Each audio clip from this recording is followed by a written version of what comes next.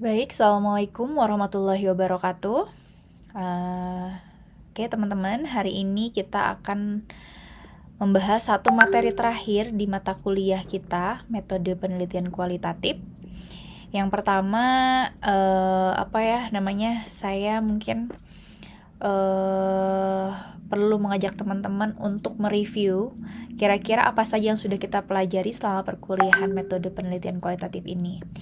Kemarin kita sudah banyak sekali ngebahas tentang bagaimana merumuskan satu penelitian kualitatif, mulai dari membuat topik penelitian, terus juga kalian belajar juga menguraikan konsep, menguraikan variabel-variabel gitu ya, dan akhirnya kalian belajar membuat dataset, terus juga instrumen-instrumen penelitian kalian juga pelajari, baik itu untuk teknik pengambilan data observasi, wawancara gitu ya. Dan kemarin kita sudah belajar tentang beberapa pendekatan di dalam metode kualitatif. Yang mana kualitatif itu sendiri ternyata ada berbagai pendekatan ya. Selain bicara tentang kualitatif yang naratif dan deskriptif, tapi juga bicara tentang studi kasus, fenomenologi, grounded theory gitu ya. Nah, itu semua menjadi bagian dari penelitian kualitatif kita. Nah, sekarang kita akan merujuk pada pertanyaan yang kemarin nih. Sempat ada yang mempertanyakan tentang sebetulnya validitas kualitatif itu gimana sih gitu ya.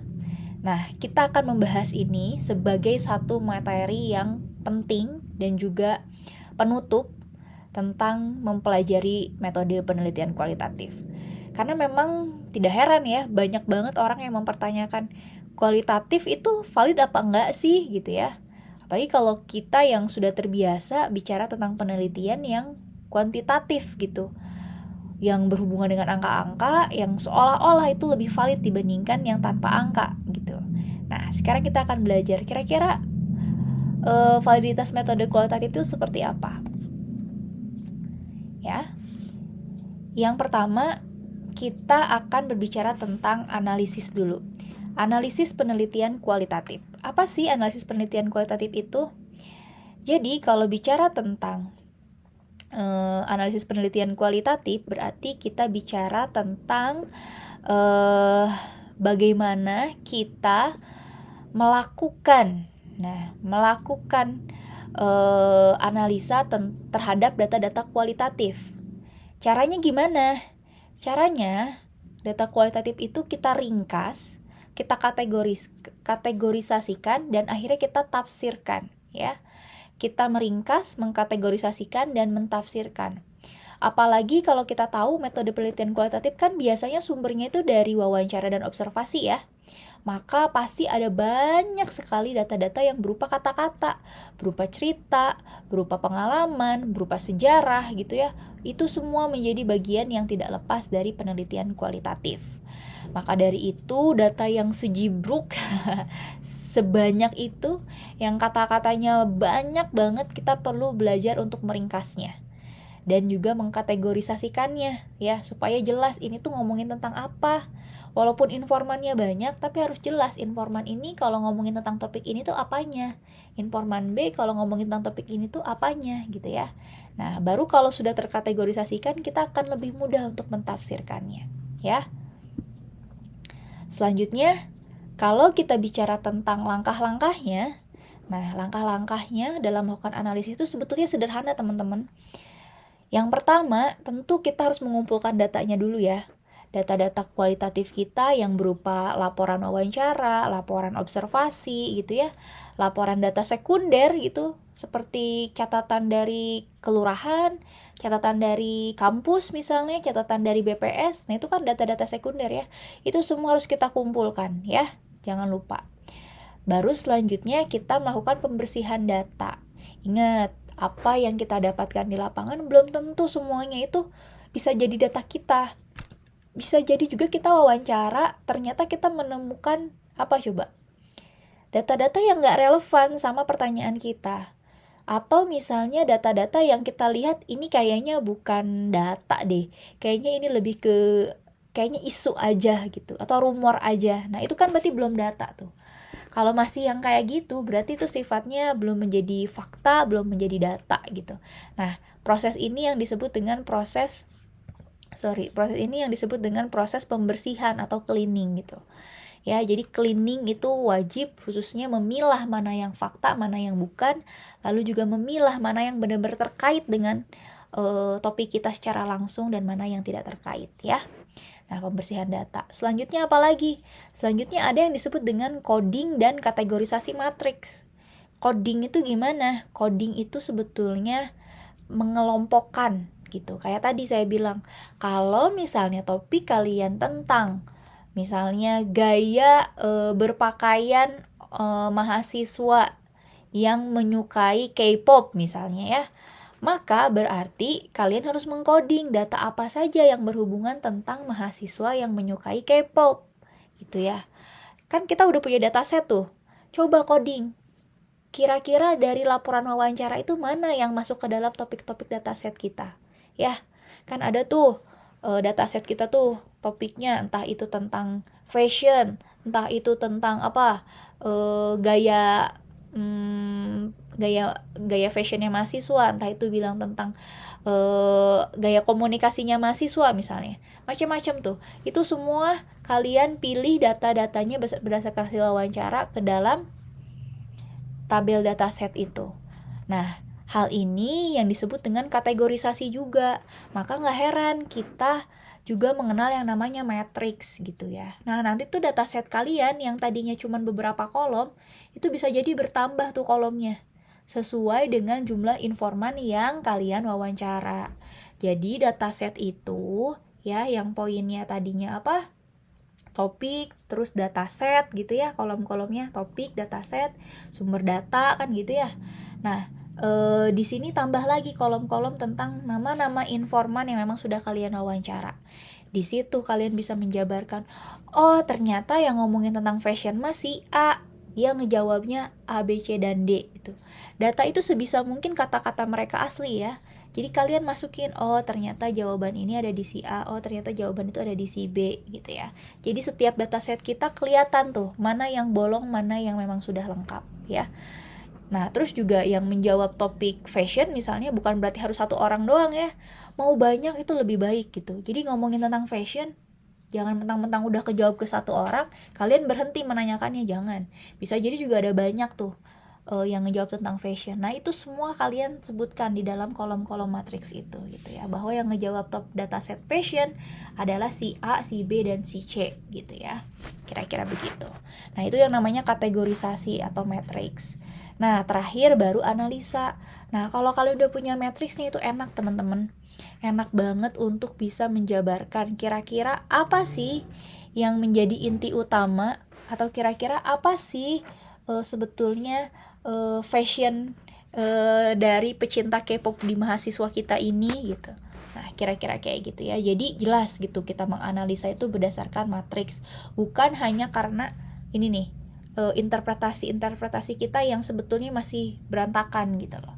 Ketika ada matriks, ini akan membantu kalian menganalisa. Oke. Nah, sekarang materialnya apa yang biasanya dipakai untuk penelitian kualitatif? Nah, tadi kan kita udah bilang ya, dan kemarin kita udah belajar bahwa instrumen penelitian kualitatif adalah salah satu yang utamanya observasi dan wawancara. Maka nggak heran kalau material yang kita analisis atau yang kita perdalam gitu ya, khususnya tadi untuk dimasukin ke dalam matriks, pasti bersumber dari transkrip wawancara misalnya, atau catatan lapangan ya. Transkrip wawancara tuh sama catatan lapangan bedanya apa? Ini teman-teman, kalau transkrip itu biasanya kalian itu benar-benar verbatim. Jadi semacam kayak memberikan laporan wawancara. Kalau dia nyebutin misalnya gini, gimana sih fashion tentang fashion mahasiswa Unpi yang suka K-pop ini, misalnya kan kamu nanya gitu. Dia ternyata menjawab, biasanya misalnya anak-anak mahasiswa yang suka fashion K-pop itu akan lebih suka warna-warna pastel misalnya, atau warna-warna earth tone misalnya gitu ya. Nah, kalimat yang dia ungkapkan dari mulai kata biasanya mahasiswa, nah itu tuh kalian ketik ulang. Nah itu transkrip, jadi benar-benar kata by kata yang dia ucapkan kalian ketik ulang. Termasuk juga yang kalian tanyakan, itu semua ketik ulang. Bahkan di dalam transkrip, kalau misalnya ada suara yang ngedistraksi, misalnya tiba-tiba ada suara mobil, kalian bisa jadi tulis ada suara mobil gitu ya. Mungkin bisa jadi mengganggu suaranya sehingga tidak begitu jelas gitu. Kalian tulis itu. Termasuk juga kalau si informannya ketawa merespon dari pertanyaan kalian misalnya gitu, karena buat dia itu lucu misalnya, kamu bisa jelaskan informan tertawa hahaha gitu misalnya. Nah itu bisa kayak gitu. Jadi si transkrip itu benar-benar menjelaskan kata per kata gitu ya. Nah kalau catatan lapangan agak sedikit berbeda. Catatan lapangan itu walaupun sama-sama mencatat laporan hasil wawancara, biasanya dia nggak sedetail transkrip gitu ya. Biasanya dia hanya berupa poin-poin utama dan juga penjabaran hal-hal yang penting aja. Dan biasanya sudah dikelompokkan. Jadi kalau dia ngomongin tentang tadi fashion, langsung tulis aja. Menurut si ini fashion adalah bla bla bla bla gitu ya. Terus menurut si ini terkait dengan mahasiswa Unpi misalnya. Nah, mahasiswa Unpi itu yang kategorinya gini misalnya. Jadi cuman garis besarnya aja gitu ya. Nah, itu yang disebut dengan catatan lapangan gitu ya. Nah, terus kalau laporan observasi gimana? Laporan observasi juga sama gitu. Jadi apa yang kalian pelajari menggunakan segitiga Spradley ya, dari aspek tempatnya, dari aspek orangnya atau aktornya, dan dari aspek perilakunya, kalian jelaskan kira-kira apa aja sih yang terjadi gitu ya berdasarkan observasi kalian gitu. Nah, ini semua menjadi satu bahan yang akan kalian analisa di dalam penelitian kualitatif. Termasuk ini semua kan menjadi bahan yang kira-kira akan menjadi matriks ya. Matriks yang tadi saya katakan sebelumnya merupakan hasil dari coding atau kategorisasi data kalian. Gitu ya. Nah, ini semua yang menjadi material untuk dianalisa di penelitian kualitatif. Selanjutnya, bicara tentang reliabilitas. Nah, teman-teman, kan kalau kita melakukan penelitian kuantitatif ada tuh poinnya ya, reliabilitas sama validitas. Nah, sebetulnya di kualitatif itu ada nggak sih reliabilitas gitu ya? Dan validitas? Ya jelas ada teman-teman gitu. Jadi ngomongin reliabilitas dan validitas itu ya nggak cuma di penelitian kuantitatif aja. Kenapa ada? Ya karena memang ini bicara tentang bagaimana kita bisa memilah data. Bagaimana kita bisa menentukan bahwa data itu valid atau tidak. Sebetulnya hal ini mungkin teman-teman harusnya pelajari juga ya di dalam proses kalian kalau misalnya jurnalistik itu mengolah data gitu. Dimana kan kalian tuh harus menentukan mana yang fakta, mana yang tidak, mana yang ini masuk akal, mana yang tidak gitu ya. Nah, caranya salah satunya menentukan reliabilitas gitu ya. Nah, apa sih reliabilitas ini? Reliabilitas itu sebetulnya menunjukkan satu kemampuan atau sebuah teknik di mana kita mengukur hal yang berbeda-beda dan digunakan berkali-kali tapi dengan hasil yang sama. Maksudnya, jadi kalau kalian mengukur sesuatu atau kalian meneliti sesuatu gitu ya, walaupun misalnya dalam aspek sosial itu bisa jadi ada relativitas, tapi pasti ada hal-hal yang harusnya ini jadi standar dan harusnya jadi sama gitu ya.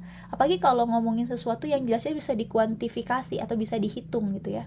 Harusnya itu tuh menjadi sesuatu yang punya standarnya, punya patokannya. Ini contoh ya.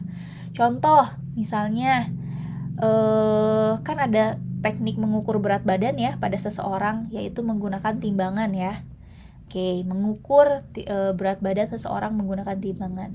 Nah, saat diterapkan kepada orang pertama misalnya ya, maka berat badannya itu 300 kg ya. Orang pertama ini ditimbang menggunakan timbangan ini 300 kg. Saat diterapkan lagi dengan orang yang sama, misalnya dengan timbangan yang berbeda, harus jadi 300 kg juga. Jangan berubah menjadi 150 kg gitu loh. Jadi walaupun timbangannya berbeda, karena ini yang kita ukur adalah orang yang sama, maka kita harus pastikan bahwa beratnya pun sama. Karena kan oke, mungkin timbangannya berbeda gitu loh, tapi kan teknik mengukurnya sama-sama gitu loh, sama-sama mengukur berat badan gitu ya. Nah, jika terjadi perbedaan seperti tadi, ini padahal orang yang sama tapi ternyata hasil jadi berbeda, maka berarti kita bisa katakan bahwa itu tidak bahwa hal itu tidak reliable gitu. Tidak reliable kalau misalnya itu berbeda. Kenapa? Karena untuk mengukur sesuatu, apalagi ini objeknya sama dan apalagi tekniknya sama, kita harus pastikan bahwa itu harus sama hasilnya. Kalau ternyata berbeda, kita harus mengulang lagi. Ini timbangannya yang salah atau orangnya yang salah gitu. Misalnya timbangan yang salah itu, berarti jangan-jangan salah satu timbangannya rusak gitu ya. Kalau misalnya orangnya yang salah atau yang ditimbangnya itu salah, jangan-jangan tadi dia pas ditimbang pertama dia pakai baju yang berat atau dia pakai sepatu yang berat gitu ya, bawa barang apa lagi ternyata di dalam tubuhnya gitu. Yang ternyata berbeda pada saat dia melakukan timbangan di waktu yang kedua gitu. Nah, hal-hal kayak gitu berarti harus kita kaji gitu ya. Nah, makanya untuk melihat segala sesuatu termasuk juga dalam kualitatif, kita harus memastikan bahwa data kita ini sudah reliable apa enggak gitu. Bahwa kalau si A bilang ini, si B juga bilang ini enggak ya gitu. Jadi kalau misalnya ada hal yang setuju sama program ini, si B juga setuju nggak ya gitu. Walaupun bisa jadi ada si C yang nggak setuju, tapi kamu harus melihat gitu loh.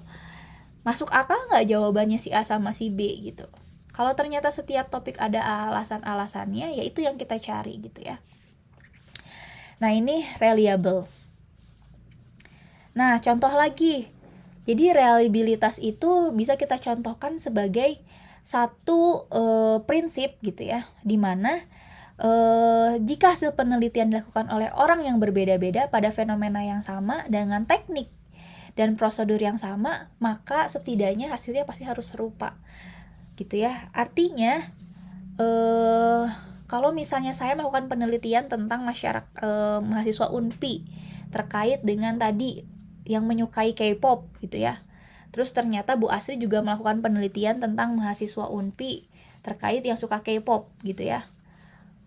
Ketika topiknya sama, mahasiswanya juga sama, otomatis seharusnya jawaban saya atau hasil penelitian saya sama penelitiannya Bu Asri itu harus sama ataupun minimal serupa lah. Harus mirip-mirip gitu loh. Kalau beda, itu yang justru jadi pertanyaan, apakah ini mahasiswanya bohong ke saya atau mahasiswanya bohong ke Bu Asri? Atau ternyata keduanya memang gak konsisten aja gitu. Nah, itu yang membuat penelitian itu menjadi dapat dipertanyakan kalau seperti itu.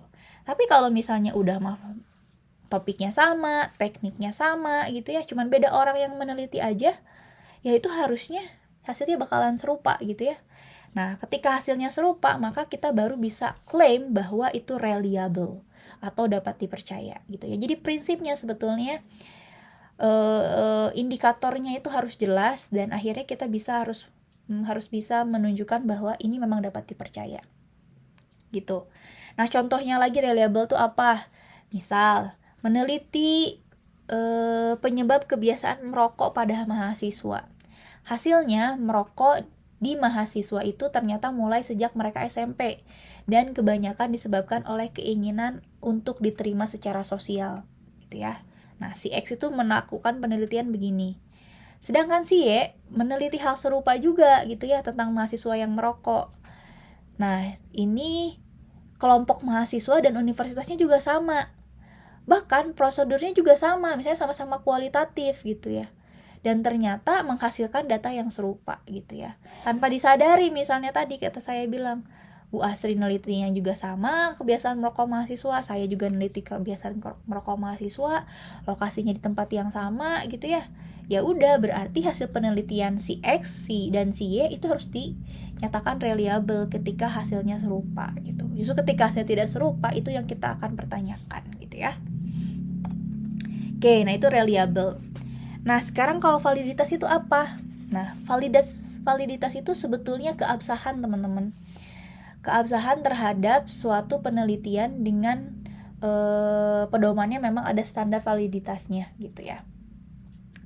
Nah, memang tadi seperti saya bilang, penelitian kualitatif itu sering banget dianggap penelitian yang subjektif dan sulit mencapai validitas tertentu gitu.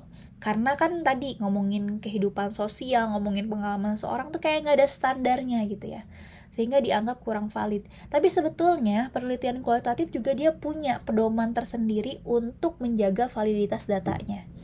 Gimana caranya? Nah, caranya adalah, jadi teman-teman, untuk bisa mencapai validitas dalam penelitian kualitatif, teman-teman itu yang pertama harus menghindari bias. Apa itu bias? Bias itu adalah pandangan yang subjektif, pandangan yang sudah mencampur adukan gitu ya, antara pandangan kita dengan pandangan orang yang kita teliti. Jadi kita harus menghindari bias ya. Tidak boleh tuh ada nilai-nilai kita yang mengkontaminasi pemikiran yang kita teliti lah bahasanya. Nah, bias itu bias seperti apa? Nah, bias itu bisa jadi bias dari penelitinya sendiri ataupun bias dari informannya sendiri. Bias dari informan tuh gimana? Bias dari informan tuh bisa jadi si informannya itu berbohong untuk mengarahkan kita ke jawaban yang memang dia inginkan. Gitu. Ya, karena mungkin dia punya ketidaksukaan terhadap topik tersebut atau dia punya kepentingan terhadap topik tersebut gitu ya. Maka kita harus hindari bias. Ini sebetulnya kata bias itu teman-teman sering saya gunakan juga, nggak cuma di penelitian, tapi dalam berbagai hal gitu ya. Nah, terkadang kan kita kalau untuk menilai sesuatu dalam kehidupan sehari-hari kan kita harus seobjektif mungkin ya. Belajar untuk menempatkan posisi di kondisi tersebut apa adanya gitu ya. Jangan sampai karena kita punya pemikiran atau punya pengalaman terdahulu itu mengkontaminasi apa yang akan kita lakukan sekarang gitu. Nah, inilah menghindari bias ya. Terus yang keduanya, kita perlu melakukan konfirmasi dengan cara triangulasi. Nah, teman-teman, ingat-ingat ya, ngomongin validitas data di kualitatif itu, salah satu hal yang penting dan perlu kalian ingat adalah triangulasi. Triangulasi ya, triangulasi. Nah, triangulasi ini penting pada data-data kita gitu ya. Jadi kita harus melakukan triangulasi. Apa itu triangulasi? Nanti saya jelaskan selanjutnya. Dan yang terakhir adalah mematuhi standar prosedur penelitian, termasuk dalam menentukan kategori dan pengambilan sampel. Jadi mematuhi nih standarnya. Kalau kita sudah merancang bahwa ini penelitian yang gitu ya terkait dengan topik mahasiswa yang penyuka K-pop misalnya. Terus juga kita sudah menentukan informannya adalah mahasiswa yang penyuka K-pop dan mahasiswa yang misalnya tidak suka K-pop misalnya ya, maka kita harus patuh terhadap semua yang kita rancang, semua yang kita rencanakan gitu ya. Kalau misalnya kategorinya ada 2, misalnya mahasiswa yang suka dan tidak suka K-pop, sama apalagi kampus misalnya, wawancara dekan misalnya, wawancara siapa lagi, boleh nggak sih pakaiannya mirip-mirip ala Korea, kan saya mau nanya gitu ya. Nah itu kalian ikutin aja semua prosedur yang sudah kalian rancang, menurut kalian ini ideal gitu ya, sehingga tentu ketika kalian melakukan pengambilan datanya, hal itu bisa kalian pertanggungjawabkan gitu ya. Oke. Nah tadi saya ngomongin triangulasi ya. Apa sih triangulasi? Jadi teman-teman, triangulasi itu sebetulnya ada 4. Ada triangulasi data, triangulasi metode, triangulasi antar peneliti, sama triangulasi teori. Nah, ada 4 ya, ingat ya, ada 4. Yang saya contohkan di sini ini cuma salah satunya aja, yaitu triangulasi data. Ini teman-teman, kadang ya, untuk topik tertentu, kita menemukan jawaban yang berbeda. Sampai akhirnya kita kebingungan, kita mau mengambil kesimpulan apa gitu. Misal, ngomongin tentang dana desa gitu. Nah, dana desa itu kalau menurut kepala desa itu dananya jumlahnya sekian misalnya setiap tahunnya. Terus tiba-tiba ngobrol atau wawancara Pak RT, ternyata jumlahnya sekian gitu. Lah, kok bisa beda misalnya gitu ya. Nah, itu kita harus melakukan triangulasi data tuh kalau yang kayak gitu. Kita mau wawancara dana desa, tapi kenapa kok datanya beda ya? Jumlah dari kepala desa sama Pak RT kok beda? Nah, itu kalian harus memastikan dari jenis-jenis pengumpulan atau sumber data yang berbeda. Misal, pertama kalian bisa melakukan triangulasi dari pengamatan. Kan kalau misalnya tadi saya nanya ke Pak RT dan juga ke Pak Kades ternyata beda ya. Berarti kan kalian sudah melakukan wawancara kan. Nah, ketika kalian melakukan wawancara, kalian nggak puas, coba lakukan pengamatan. Di pengamatan itu, kalian menemukan nggak data-data yang ternyata berbeda? Oh, ternyata di pengamatan ini kalian ketika keliling-keliling melihat nih, ada yang namanya papan atau spanduk tentang dana desa gitu. Oh, ternyata yang dipublikasikan ke masyarakat yang ada di spanduk ini nih, yang nominalnya itu sekian gitu. Nah, itu bisa jadi patokan tuh. Oh, hasil pengamatan kalian ternyata dana desa tuh yang aslinya segini gitu. Nah, terus tadi wawancara. Kan kalian kebayang ya, kalau yang kalian wawancara dua, kalian akan bingung kalau dua-duanya punya jawaban berbeda. Nah, kalian coba cari lagi informan yang ketiga. Kira-kira dia akan jawab yang sama dengan si A atau si B, atau dia akan memberikan jawaban yang berbeda. Nah, itu gimana gitu. Nah, jadi triangulasi data itu sebetulnya kalian mencoba untuk menggali data, memverifikasi data dengan cara pengambilan data yang berbeda. Entah itu yang tadi kalian temukan dalam wawancara, kalian triangulasi dengan observasi, ataupun mungkin yang terakhir kalian coba triangulasi dengan dokumen-dokumen pemerintah. Coba lihat kira-kira keputusan dari bupati misalnya ya, surat bupati tuh desa ini tuh dapat berapa sebetulnya, dicek aja dokumennya dan segala macamnya sampai akhirnya ketemu gitu. Nah, kenapa ke dokumen? Ya karena dokumen itu kan sebagai bukti kontrak yang sah ya gitu, sehingga dianggap ini yang bisa jauh lebih dipercaya dibandingkan hasil wawancara Pak Kades ataupun Pak RT yang tadi kita bicarakan gitu ya. Nah, ini yang disebut dengan triangulasi data. Jadi mengecek data dari berbagai sumber yang ada gitu ya, supaya kita menemukan data yang pasti gitu ya, yang jauh lebih valid gitu. Nah, sekarang selain bicara tentang triangulasi data, ada juga yang disebut dengan triangulasi metode gitu. Misal, saya melakukan penelitian tentang tadi mahasiswa di Unpi yang menyukai K-pop. Maka saya bisa jadi memerlukan triangulasi data. Kalau misalnya saya sama Bu Asri tadi menggunakan metode yang sama, kan itu nggak bisa saya triangulasi ya. Tapi ternyata saya lari ke ke jurusan ekonomi misalnya, ada yang melakukan penelitian serupa tapi pakai metodenya kuantitatif misalnya gitu ya. Nah, kalau metodenya beda sama saya, maka saya bisa tuh mengobrol dengan yang melakukan penelitian dengan metode yang berbeda ini. Bu, kira-kira misalnya menurut Ibu yang menggunakan metode penelitian kuantitatif, berapa persen sih atau gimana sih hasilnya tentang masyarakat yang menyukai K-pop itu gitu ya. Nah, jadi boleh sebetulnya sesama peneliti itu melakukan semacam triangulasi metode atau melakukan triangulasi terhadap datanya. Benar nggak sih, serupa nggak sih data saya gitu. Walaupun metode kita berbeda gitu. Walaupun metode kita berbeda, pasti ada data yang ini bisa saling melengkapi itu ya. Bisa jadi ada yang serupa, bisa jadi juga ada yang berbeda gitu.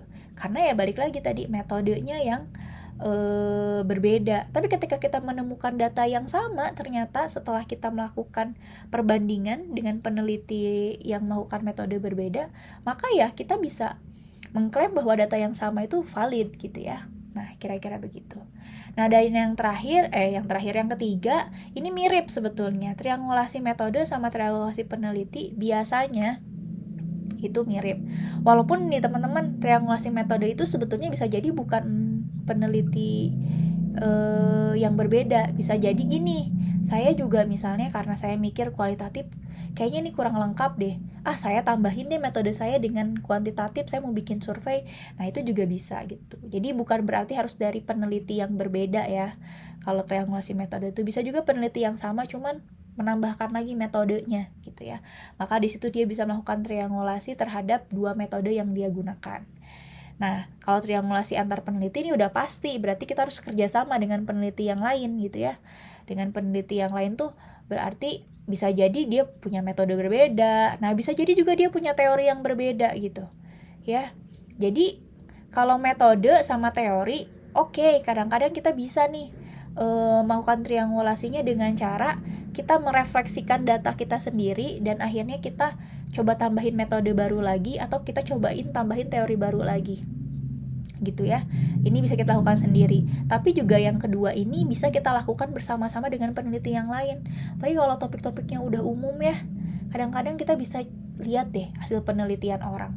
Kira-kira nih orang yang penelitiannya sama-sama tentang K-pop, yang metodenya beda, kita bisa pelajari nih, serupa nggak ya dengan penelitian kita gitu. Ataupun nih orang nih penelitiannya terkait dengan triangulasi teori ya, ternyata ada juga yang topiknya sama-sama penelitian mahasiswa yang menyukai K-pop. Nah teorinya tapi dia mah beda gitu. Saya mau ngomongin teorinya misalnya interaksionisme simbolik, dia ngomonginnya tentang dramaturgi misalnya gitu ya. Wah ini beda nih ternyata gitu. Nah kalian bisa tuh melakukan kajian juga gitu loh, mungkin berupa jurnal-jurnal gitu ya. Kalau memang ini topiknya mirip tuh enak nih, kalian bisa melakukan triangulasi metode dan teori ini sendiri gitu loh, tanpa harus nih ini melibatkan antar peneliti. Karena kalau ngomongin antar peneliti berarti kita harus fix ya nyari peneliti yang lain. Ya bisa juga langsung gitu ya, ngobrol secara langsung, bisa juga tadi sih hasil penelitian. Tapi intinya ketiga intinya nih ketiga metode ini, triangulasi data, triangulasi metode, triangulasi teori, sebetulnya pada dasarnya kita bisa lakukan sendiri sebagai peneliti gitu ya. Kita bisa mengeksplorasi gitu ya datanya, mengeksplorasi metodenya, mengeksplorasi teorinya. Kalau misalnya memang kesulitan karena teman-teman misalnya hanya bisa kualitatif doang, nggak bisa kuantitatif, ya nggak apa-apa, nggak usah maksain sampai triangulasi metode. Cukup aja kalian baca jurnal yang serupa gitu, tapi dia pakai metode yang berbeda. Kira-kira ada yang mirip-mirip nggak jawabannya? Kalau ternyata ada yang mirip-mirip, ya berarti itu data yang bisa dikatakan benar-benar valid gitu ya. Nah kayak gitu. Kira-kira itu ya teman-teman triangulasi. Nah ada 4. Jadi teman-teman perlu mengingat itu semua. Nah, terus ini nih ngomongin menghindari bias. Seperti yang saya bilang tadi, hati-hati teman-teman. Kadang-kadang pikiran kita itu mudah terkontaminasi. Kadang-kadang kita punya pengalaman itu juga mempengaruhi juga terhadap cara kita berpikir atau cara kita menilai sesuatu. Nah, maka penting untuk kita melakukan penelitian kualitatif yang notabene ada banyak sekali data-data yang berupa kalimat, berupa cerita, yang nggak bisa kalian buktikan secara secara real gitu ya. Maka teman-teman setidaknya harus menjaga diri kaliannya gitu. Kalian sebagai peneliti kan sebagai instrumen pertama, maka kalian setidaknya yang harus menjaga diri kalian supaya lebih objektif gitu ya.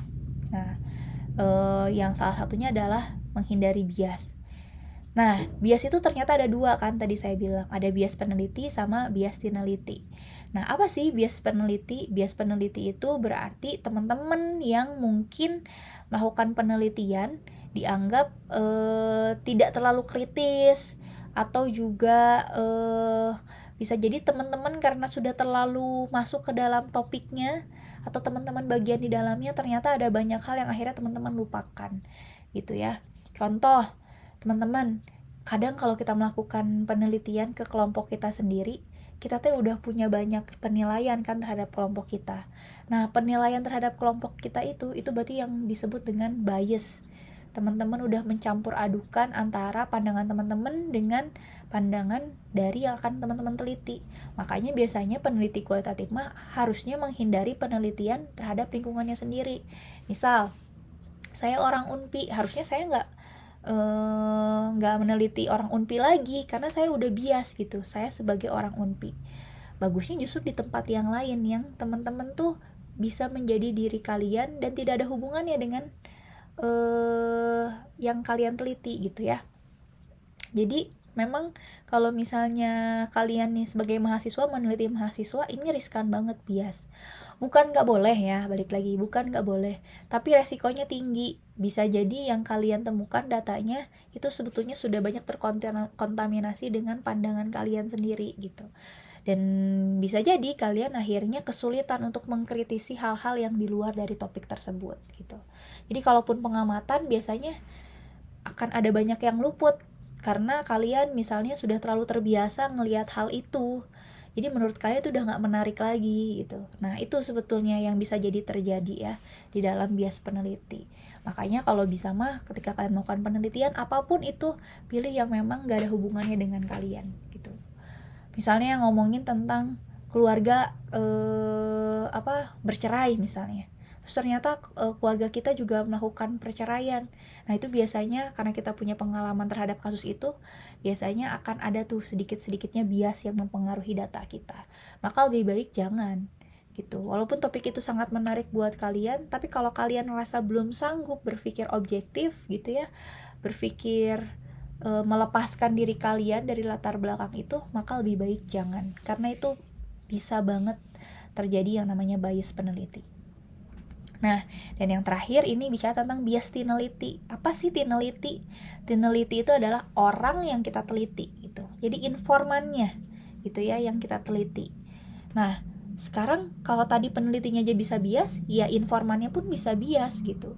Contohnya kayak tadi yang saya bilang, informan juga kan punya kepentingan, punya pandangan. Terkadang mereka itu kayak merasa bahwa pandangan dia yang paling benar gitu loh, dan akhirnya dia memaksakan untuk kita meyakini gitu bahwa itu pandangannya. Saya bahkan punya beberapa temen yang kena manipulasi dari informannya.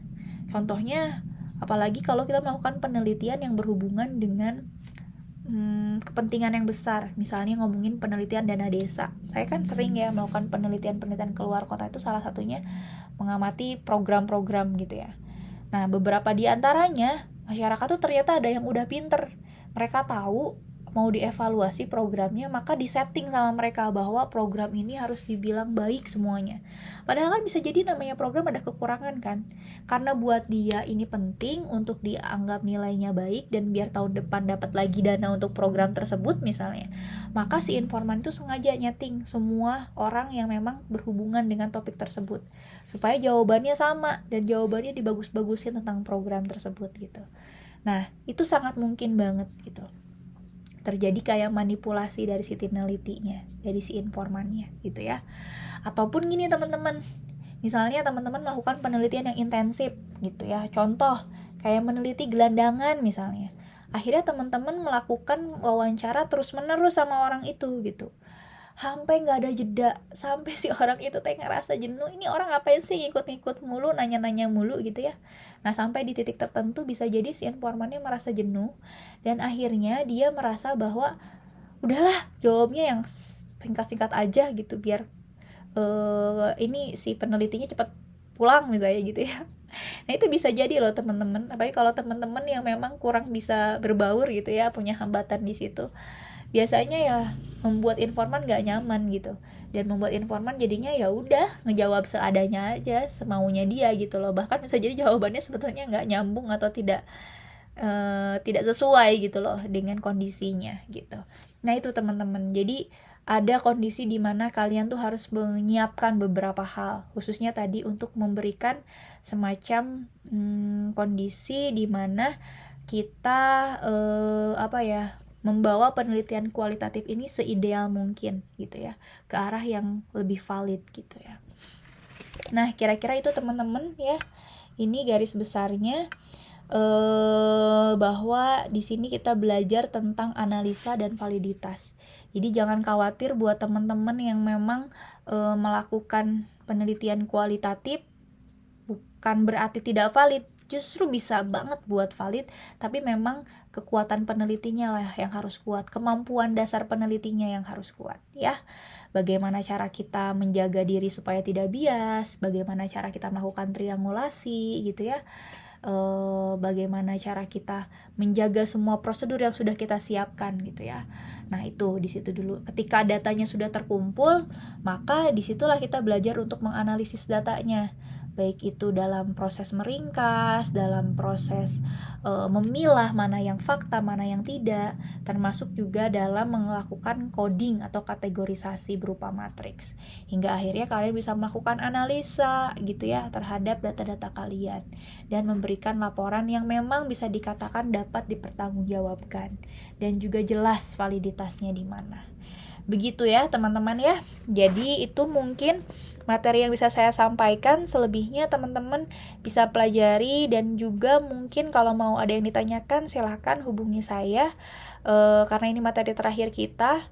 Terus juga teman-teman, saya harapkan teman-teman sudah bisa mengeksplorasi tentang pedoman wawancara dan juga pedoman observasinya gitu ya. Karena dari situ saya ingin tahu bagaimana, sejauh mana pemahaman teman-teman di dalam melakukan penelitian kualitatif ini. Khususnya dalam merancang dulu aja dah. Dalam merancang penelitian kualitatif. Oke teman-teman, itu saja dari saya. Sekali lagi terima kasih banyak. Semoga teman-teman dalam keadaan sehat dan dalam lindungan Allah Subhanahu wa Ta'ala. Tetap semangat ya. Dan kita ketemu lagi di dalam UAS yang mungkin kita akan lakukan secara virtual dengan sistem yang sama seperti sebelumnya. Kita akan mencoba untuk